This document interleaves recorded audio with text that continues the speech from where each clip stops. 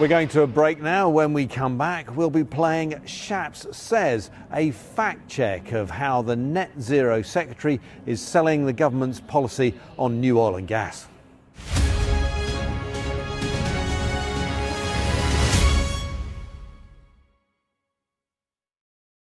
Welcome back to the show. Now, it's been another controversial week in UK climate policy, with Rishi Sunak announcing his intention to issue 100 new licences for oil and gas in the North Sea. Greenpeace activists scaled the Prime Minister's house and draped it in oily black fabric to protest on Thursday. And a group of self-declared angry mums also took to Downing Street to protest. He's playing with our kids' futures, he's playing with all of our future, and it's egotistical, and quite frankly, we're all just completely furious. Energy and Net Zero Secretary Grant Shapps was on Sky News earlier in the week trying to sell the plan. It would be a mad policy not to grant these oil and gas licences. We're doing it because it gives us energy security, British energy made here in the UK, and because it actually decreases, not increases, the amount of carbon. Energy security, lower emissions and a stronger economy all sound like compelling reasons, but what's the truth here? Let's look at some of the points that the Energy Secretary has been making online this week. Grant Shapps says that producing our own oil and gas means we can't be blackmailed by the likes of Vladimir Putin. But unlike much of Europe, the UK only ever got about 4% of its gas from Russia. That's now at 0%, with the majority coming from not very hostile Norway.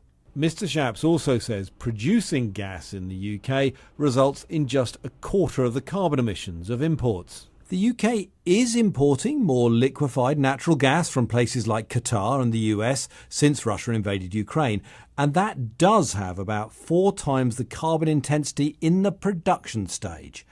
But most of the UK's imports come from Norway via pipeline, and that is actually less emissions intensive than UK gas. All the while, of course, the majority of gas's carbon footprint is from burning it, which is identical whatever the source. And while the political calculation might be that such statements and policies play well with part of the electorate here, climate change is, of course, an international issue, and some of the world's most vulnerable states have been paying attention. And I'm joined now by Paul Luteru, who is ambassador from Samoa to the United Nations and also chair of the Alliance of Small Island States. Paul, thanks for joining us.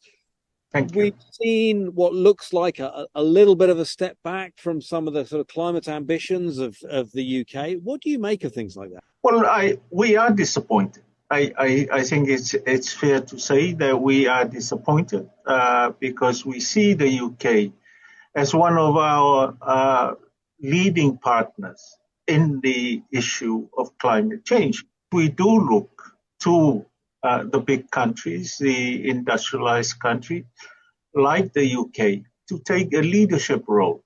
One of the things that particularly happened this week was the UK government granted new oil and gas licences for drilling, for exploration, I should say, in the North Sea, probably over 100 of them. What do you think about that? Let's perhaps phrase that in the context of the 1.5 degree target that we have set. And I don't think that, getting involved in more exploration for fossil fuel is going to solve the problem. I think we know the science on that. But, I think we hope that the UK will relook at the situation and perhaps, come to their better judgment. They say it is compatible with 1.5 degrees and indeed with our own net zero goals for 2050. What do you think? Well, I mean, that assessment, I hope, is correct, because according to the latest IPCC report, we're dangerously close to the 1.5, and we might even go over that, but it's still within reach. So I'm not quite sure. We're listening to the science. I'm not, privy to the information on where it's coming in terms of the determination by the UK government. I noticed that you actually have 1.5 as a badge on your jacket. For you in Samoa and the people of the small island states, this is more than just a number, I take it. This is almost kind of life and death for the country, is it? It is. It is our survival. And we have said this so many times, small island developing states, that the 1.5, we cannot go over 1.5.